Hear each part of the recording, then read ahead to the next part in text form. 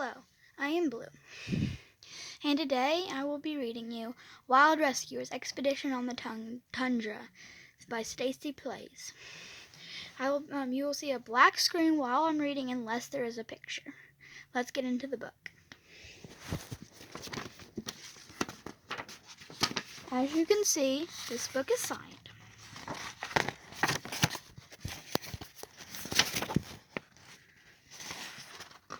Don't mind my book.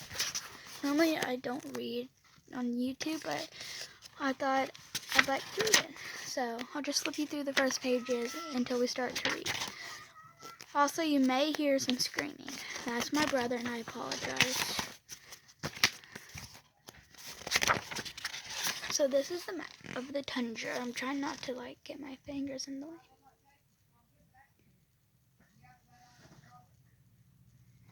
Anyways, I'm gonna start reading. These are all the characters. Pause it if you want to see it longer. Sorry for the lighting. So we're not going to be reading the whole book. We will probably be reading one chapter. Yeah. Help! Stacy shouted at the top of her lungs. She was sliding down a steep mountainside, helpless against the avalanche that had carried her away from her wolf pack moments earlier. Suddenly, everything around her stopped moving. She was trapped in the stillness, suspended in the snow, unable to tell which way was up or down. An eerie calm rushed over her, then fear. The avalanche had subsided, and she had been carried. The avalanche had subsided, and she hadn't been carried off a cliff or broken any bones. But her current situation was way worse. She had been buried under at least 30 feet of snow and would run out of oxygen in minutes, maybe even less.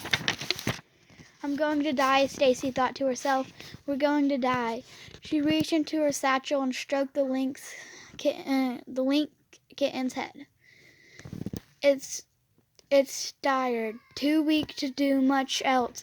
Stacy could feel the vibrations of its purr against her fingertips. A tear crept out of the corner of one of Stacy's eyes, frozen on her cheek. She closed her eyes and thought of the happiest moment she could.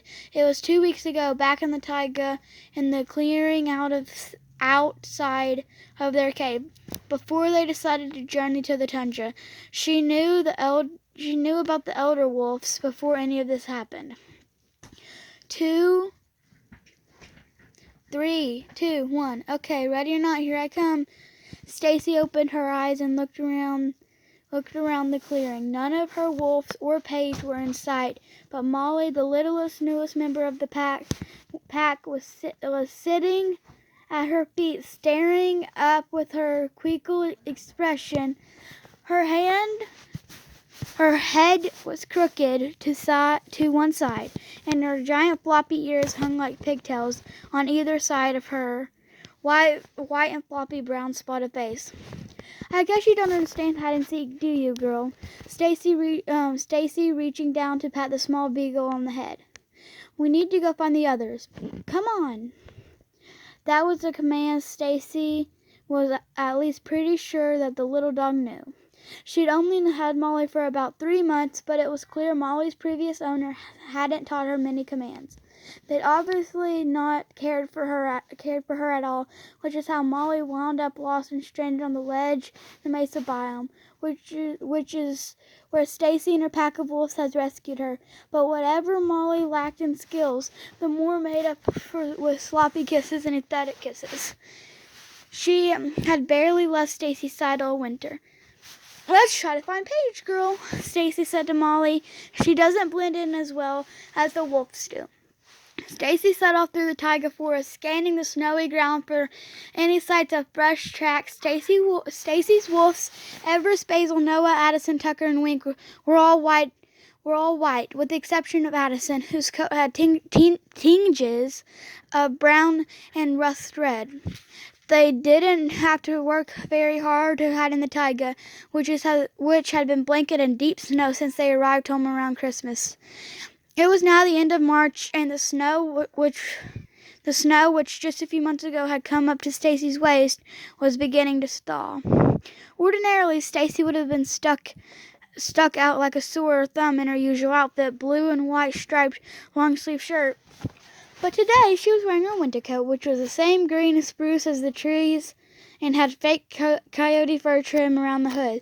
The coat, a gift from the only human Stacy knew, lived in the forest with a pack of wolves.